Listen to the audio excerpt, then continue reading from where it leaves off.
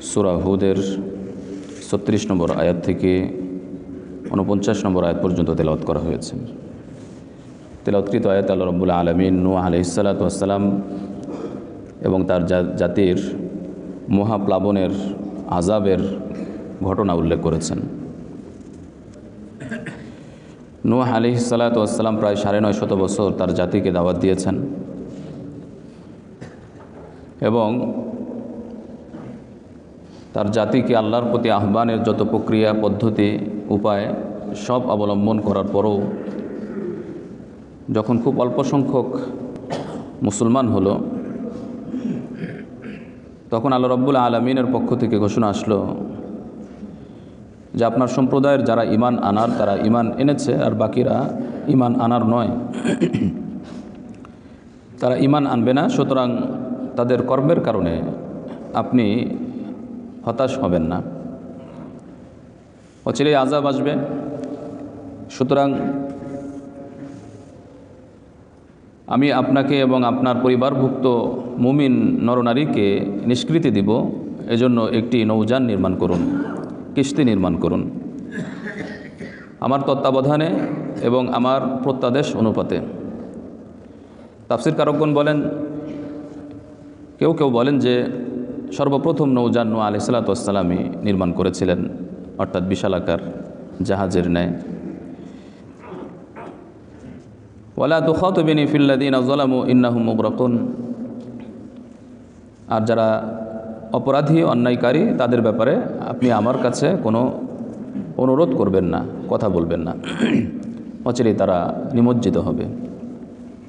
নূহ আলাইহিস সালাতু ওয়াস সালাম আল্লাহর প্রত্যাদেশ পাওয়ার পর তিনি নৌযান নির্মাণ করা শুরু করলেন।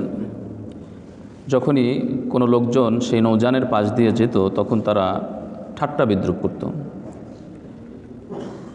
বিদ্রূপ করত এই কথা বলে যে এই মরুভূমি এলাকাতে যেখানে পানি নেই, নদী নেই, সমুদ্র নেই, আশেপাশে কোনো পানির চিহ্ন নেই, সেখানে আপনি নৌযান নির্মাণ করছেন, এটি তো পণ্ডশ্রম। তারা নূহ আলাইহিস সালাতু ওয়াস সালামকে পাগল সাব্যস্ত করে বিভিন্ন উপহাস করত। তখন নূহ আলাইহিস সালাতু ওয়াস সালামের প্রতি উত্তরে বলতেন, ইন তাসখারু মিন্না, যদি তোমরা আমাদেরকে নিয়ে ঠাট্টা করো, ফা ইন্না নাসখারু মিনকুম কামা তাসখারুন, তাহলে আমরাও তোমাদেরকে নিয়ে ঠাট্টা করব যেভাবে তোমরা ঠাট্টা করছো। অর্থাৎ যখন আযাব এসে যাবে, প্লাবন শুরু হয়ে যাবে, তোমরা নিমজ্জিত হবে, তখন আমরা ঠাট্টা করতে পারি, তখন বুঝবে আমার এই কাজের গুরুত্ব কত। ফাসাউফা তা'লামুন, তোমরা অচিরেই জানতে পারবে, পরিণতি বুঝতে পারবে যখন আযাব কোনো ব্যক্তির কাছে এসে যাবে। ইউখজিহি, তাকে লাঞ্ছিত করে ফেলবে, অপমান অপদস্থ করবে সেই আযাব, এবং স্থায়ী আযাব এসে যাবে। এরপর নৌযান যখন নির্মাণ শেষ হয়ে গেল, তখন হাত্তা ইদা জা আমরুনা, আমার নির্দেশ যখন আসবে, অর্থাৎ আযাব শুরু হয়ে যাবে, প্লাবন শুরু হয়ে যাবে, এবং তান্নূর যখন উচ্চারিত হতে থাকবে। তান্নূর শব্দের বিভিন্ন অর্থ আছে। একটি অর্থ ভূপৃষ্ঠ থেকে যখন পানি উচ্চারিত হতে থাকবে, অথবা তান্নূর শব্দের আরেকটি অর্থ আছে, সেটি হলো চুলা, রুটির চুলা, বিশেষ রুটির চুলা, তন্দুরি চুলা। তান্নূর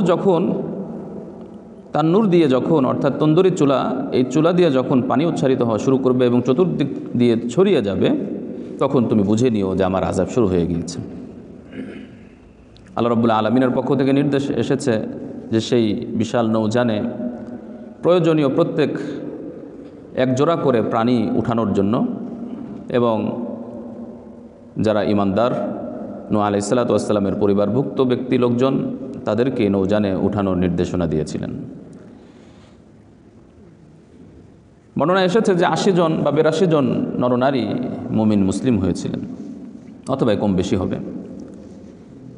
ওয়ামা আমানা মাআহু ইল্লা কলিল, আল্লাহ তাআলা ইরশাদ করছেন যে তাদের নূহ আলাইহিস সালাতু ওয়াস সালামের প্রতি ঈমান এনেছিল অল্প সংখ্যক মানুষ। দীর্ঘ সময় দাওয়াত দেওয়ার পর মাত্র ৮০ জন ৮২ জন, এই অল্প সংখ্যক মানুষ ঈমান এনেছিল।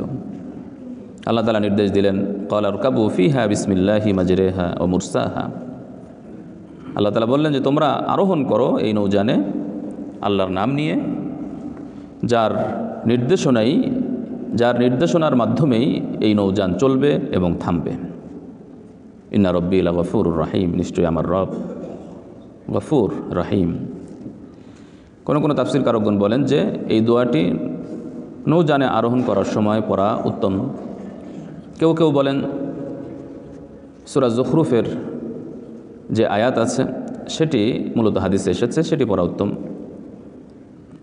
কেউ কেউ বলেন যে সর্ব অবস্থায় সুবহানাল্লাযী সাখারা লানা হাযা এই দোয়াটি পড়া উত্তম, চাই নৌযানে হোক অথবা ভূপৃষ্ঠের কোনো যানবাহনে হোক।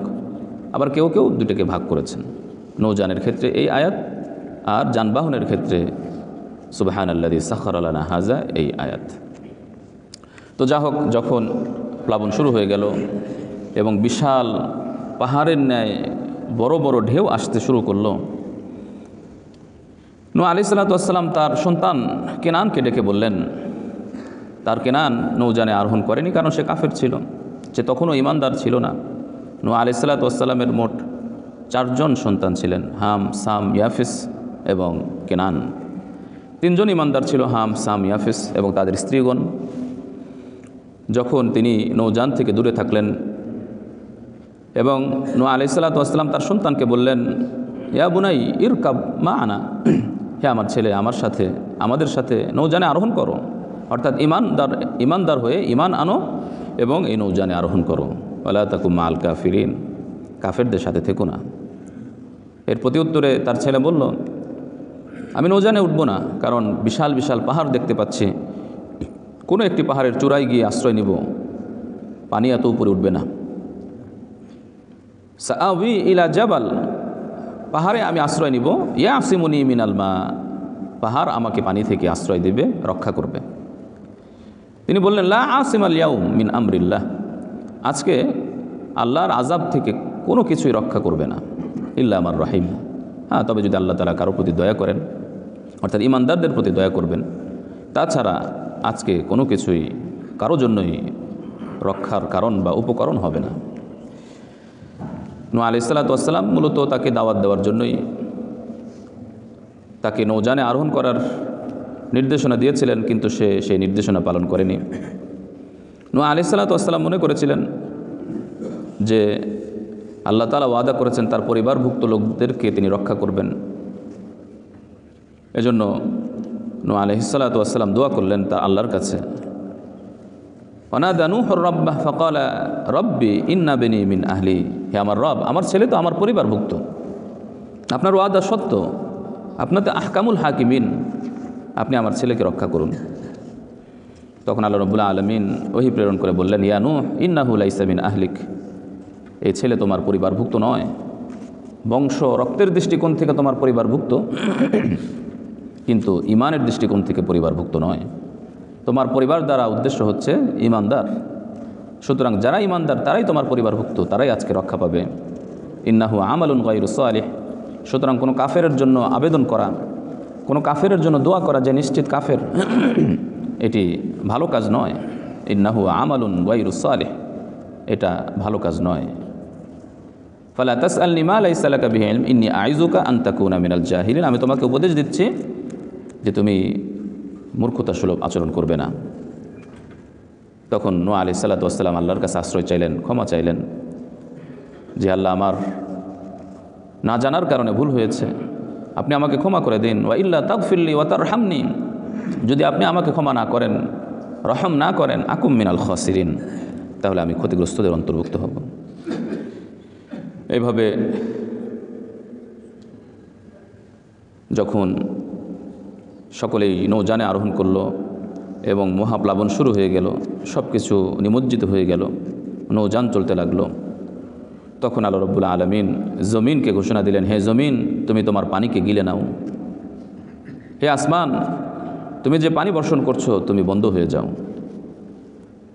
ওয়াস্তাওয়াত আলাল জুদি, তখন এই নৌযান জুদি পাহাড়ে গিয়ে থামে। উত্তর ইরাকে অবস্থিত তুর্কিস্তান থেকে আর্মেনিয়া পর্যন্ত বিস্তৃত পর্বতমালার একটি অংশ হচ্ছে জুদি। এই জুদি পাহাড়কে প্রচলিত বাইবেলে আরারাত শব্দ বলে উল্লেখ করা হয়েছে।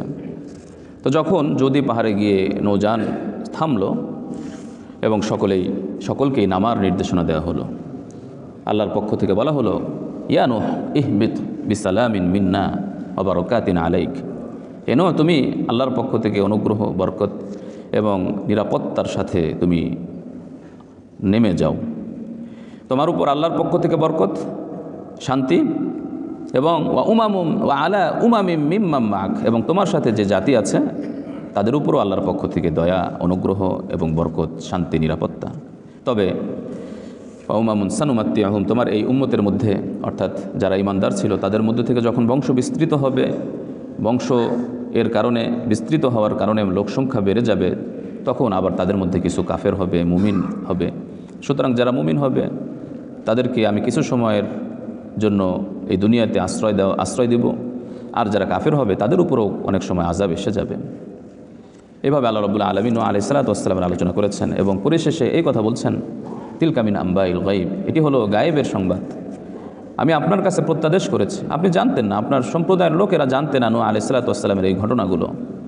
সুতরাং আমি প্রত্যাদেশ করে আপনাকে জানিয়ে দিয়েছি যেন প্রমাণ হয় যে এই কোরআন আল্লাহর পক্ষ থেকে, আপনি নিজের থেকে কোনো কিছু রচনা করেননি।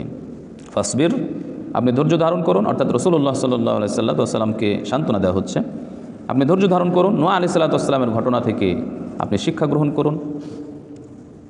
ইন্নাল আকিবাতা লিল মুত্তাকিন, নিশ্চয়ই শুভ পরিণতি, শেষ পরিণতি, উত্তম পরিণতি মুত্তাকিদের জন্যই। মুত্তাকিরাই অবশ্যই সুফল পাবে, তাদের জন্য রয়েছে উত্তম প্রতিদান। তো বোঝা গেল নূহ আলাইহিস সালাতু ওয়াস সালামের সন্তান হওয়া সত্ত্বেও দুনিয়াতেই আযাব থেকে রক্ষা পায়নি, আখিরাতে তো পাবে না। আযাব থেকে রক্ষা পাওয়ার, জাহান্নামের আগুন থেকে রক্ষা পাওয়ার একমাত্র উপায় হচ্ছে ঈমান। এই ঈমান এবং আমল, নিখাদ ঈমান এবং সঠিক আমল যদি না হয় তাহলে পরকালে নিষ্কৃতি পাওয়ার কোনো আশা করা যাবে না। এজন্য এখান থেকে শিক্ষা হচ্ছে, নূহ আলাইহিস সালাতু ওয়াস সালাম যেভাবে ধৈর্যের সাথে কাজ করেছেন, ঈমান আমলের উপর অটল থেকেছেন, সেভাবে আমাদেরও থাকতে হবে। ঈমান এবং আমল নিয়েই, আল্লাহর হুকুম পালন করেই আমাদের পরপারে যাত্রা করতে হবে, তাহলেই সফলতা অর্জন করা সম্ভব। আল্লাহ তাআলা আমাদের সকলকে আমল করার তৌফিক দান করুন, আমিন।